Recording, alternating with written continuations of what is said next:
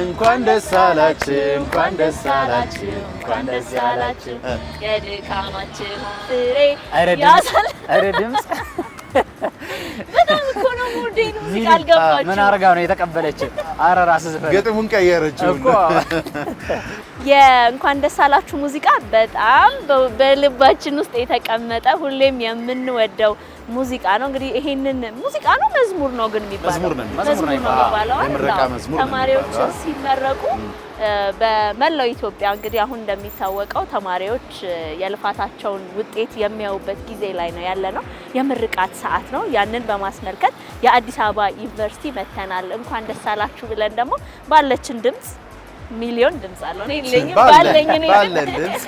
ባለን ድምጽ ሞክረናል እንዳልሽው ነጽ እንግዲህ በተለይም አሁን ያለንበት ሰዓት የከፍተኛ ትምህርት ተቋማት ተማሪዎች 3 አመትም 4 አመትም 5 አመትም ተምረው የሚመረቁበትን ያን የምንወደውን እኛም የለበስነውን ጥቁሩን ጋውን የሚለብሱበት ሰዓት ነው። ይሄ ሰዓት ደግሞ ለነሱ በጣም ትልቅ ወቅት ላይ ነው የሚገኙት ምክንያቱም የለፉበትን ፍሬ የሚያዩበት ጊዜ ከመሆኑ ጋር ተያይዘው ማለት ነው። እኛም እንግዲህ እንዳልሽው አዲስ አበባ ዩኒቨርሲቲ በር ላይ ሆነን እንግዲህ የዛሬውን የቅዳሜ መዝናኛ ፕሮግራማችንን ጀምረናል። የዛሬው ምረቃ የዛሬው ደስታ የሰሞኑ ደስታ ግን ዝም ብሎ የመጣ አይደለም። በዛ ህይወት ውስጥ እንዳለፈ ብዙ ጭንቀቶችን እናቃለን፣ ብዙ መታመሞችን እናቃለን አይደለ? ብዙ ማጣቶችም አሉ በነገራችን ላይ ዩኒቨርሲቲ ውስጥ አይደለ?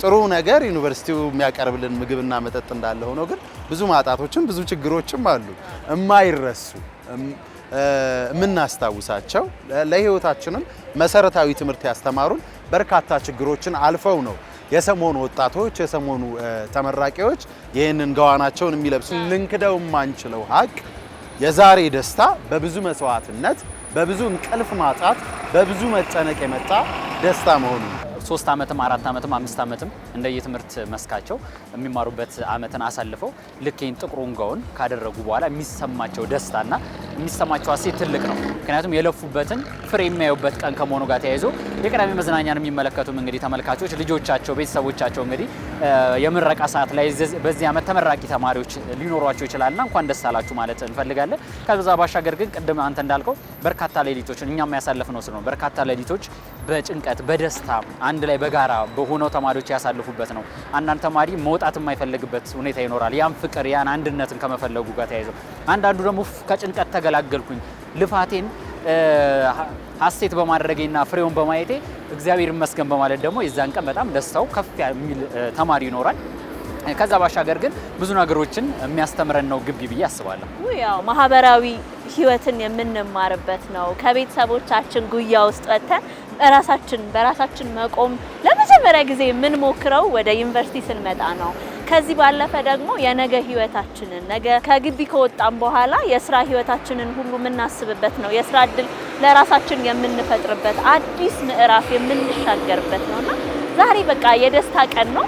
ያንን ደስታችን አብረን ደግሞ ለመጋራት ነው ወደ አዲስ አበባ ዩኒቨርሲቲ የመጣ ነው። አዲስ አበባ ዩኒቨርሲቲ ግን ብቻ አይደለም፣ መላው ኢትዮጵያ ላይ ያሉ ከፍተኛ ትምህርት ተቋማት ልጆቻቸውን እያስመረቁ ነው የሚገኙት። ለሁላችሁም እንኳን ደስ አላችሁ እንኳን አደረሳችሁ ማለት እንፈልጋለን። እውነት ነው። አሁን ደግሞ ህይወት የሚጀምርበት ነው እንዳልሽው ከአንዱ ምዕራፍ ወደ ሌላኛው ምዕራፍ የምንሻገርበት ሰዎች ከሚያደርጉልን ድጋፍ ወጥተን ራሳችንን በራሳችን ማስተዳደር የምንጀምርበት ለራሳችን መቆም ማኔጅ ማድረግም ያለችንን ገንዘብ አብቃቅቶ ከወር እስከ ወር መቆየትም የምንማርበት ጊዜ የሚመጣበት ሰዓት ነውና ለሱም ይመስለኛል የራሳችን ልምድ ያለን ይመስለኛል። ሀብትሽ እንዴት ነበር ልክ ከምረቃ በኋላ የነበረው ላይፍ? ከምረቃ በኋላ እንግዲህ ብዙዎቻችን የራሳችን የሆነ ከባህሪያችን ከሚያጋጥሙ ነገሮች አንፃር ያሳለፍናቸው ነገሮች ይኖራሉ። እኔ ልክ ከግቢ እንደተመረኩኝ 1 አመት የጥሞና ጊዜ ነበር። ምንም ስራ ላይ አልነበርኩኝም። ፍለጋም አልሄድኩም። አሁን ነፂ የመጀመሪያ አመት ነው እንትን የገባሽው። እኔ ፍለጋ አልሰራሁኝም ስራ 1 አመት እና ስፈልግ ነበር። የምፈልገው በጋዜጠኝነት ጋዜጠኛ መሆን ነው። እሱን ለማውጣት ደግሞ ጊዜ ይፈልጋል። ብዙ ጊዜ የሆነ አዲስ አመት ላይ ሲሆን ብዙ ሚዲያዎች የሚያወጡበት ሰዓት ይኖራል። ከዛ አዲስ ቲቪ ይመስለኛል ማስታወቂያ ሲያወጣ ይሄ ለኔ ነው አልኩኝ። ይሄ ለኔ ነው የምር እንደዚህ ብዬ ነው የገባው። ይሄ ለኔ ነው አልኩኝ። ሄድኩኝ። በርካታ ሰው ነበር እንትን ያለው። ከነዛ ውስጥ 1-5 ሰው ነበር የሚፈልገው። ገባሁኝ። ከዛ ገባሁኝ። 1 አመት እዛ አሳለፍኩኝ። ሌላ ጣቢያ እንደዚሁ እያልኩኝ መጣ። አሁን ያለሁበት ቤቴ ላይ ኢቲቪ ላይ እንግዲህ መጥቼ ረጅም ዓመታትን እየሰራው ነው የምገኘው ማለት ነው። እና ሂደቱ ይሄን ይመስላል። አይገርም? የኔ ትውስታ ደግሞ ምንድነው የመጀመሪያ ደሞዝ ሲከፈለኝ ብዙ ሺህ ብሮች ነው እና ምንድነው ማለት ለላኩልኝ ቤተሰቦቼ ልላክላቸው አላችሁ? ምን ላድርግ? ልደቴ ደግሞ መስከረም ላይ ነገር ማለት ልደቴ ላክብር በቃ ያላረኩት ነገር የለም። ኢንቨስት አድርጌ ልደቴ ላክብር ምናምን ብዙ ነገር ነው ያልኩት። ደስ የሚል ትውስታ ነው። ግን ለሁሉም እንደዛ ይሆናል ማለት አይደለም። አንዳንዴ ቶሎ ስራ ላይገኝ ይችላል።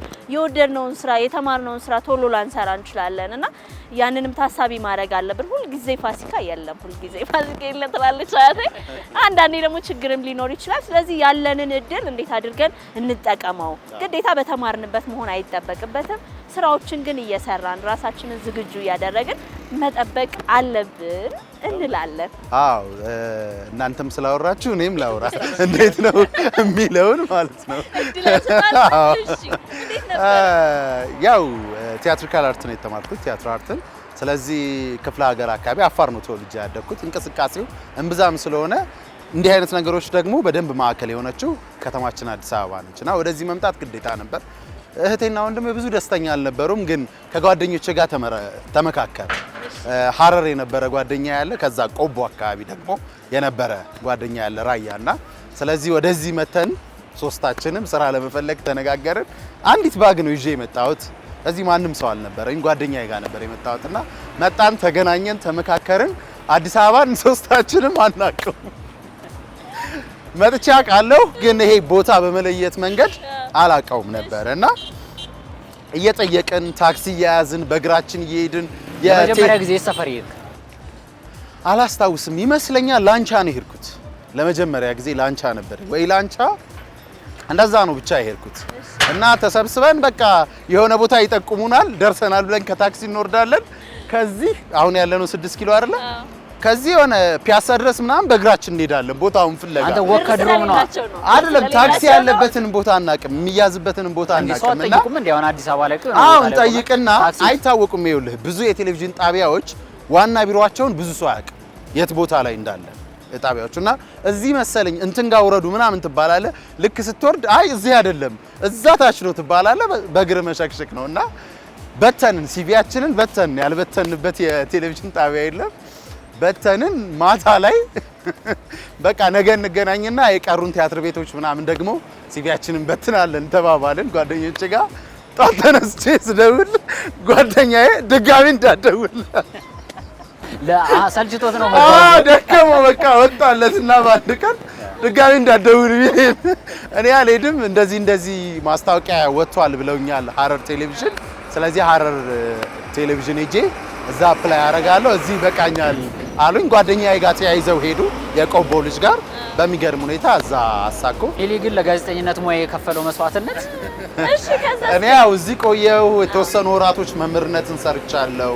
የተወሰኑ ወራቶች ንግድን ሞክሬያለሁ። ሴልስ ነበርኩ፣ የፕሪንቲንግ ሴልስ ነበርኩኝ። ኦራይል አካባቢ አንድ ድርጅት ነበር። ድርጅቶች ጋር እየዞርኩኝ ህትመት፣ እነዚህ አጀንዳዎች፣ እስክሪብቶዎች፣ የተለያዩ ማጎችን ጭምር በሎጎአቸው በድርጅታቸው እንትን ህትመት እንዲሰሩ ጥረት አድርጌያለሁ። የኢንሹራንስን ብሮከር ነበርኩ። ካወራሁት ብዙ ስለሆነ ሰብሰብ አድርገው ከዛ በኋላ ፋና ቴሌቪዥን ተቀላቀልኩኝ። ከፋና ቴሌቪዥን በኋላ ደግሞ ኢትዮጵያ ቴሌቪዥን አንጋፋው ታላቁ እናት መስሪያ ቤት የሆነው ኢትዮጵያ ቴሌቪዥን ላይ እንግዲህ እስከዚህ አለ። አዎ ተመልካቾች፣ እንግዲህ ዛሬ ምርቃትን፣ ትምህርት መጨረስን፣ ማጠናቀቅን አስመልክተን አዲስ አበባ ዩኒቨርሲቲ መጥተናል። እንግዲህ ዩኒቨርሲቲውን ዞር ዞር እያልን እየተመለከትን የተለያዩ ጣፋጭ የሆኑ ዝግጅቶችን ወደ እናንተ እናደርሳለን። እናንተም አብራችሁን ሆኑ፣ ቲቪያችሁ እንዳትቀይሩ አደራ አይደል? ሌላም በተለይ ላንቺ ትዝታሽ ነው። ዞር ዞር ብለን ግቢሽን እናያለን። አዎ ብዙ ነገር ነው ወደ እናንተ የምናደርሰው።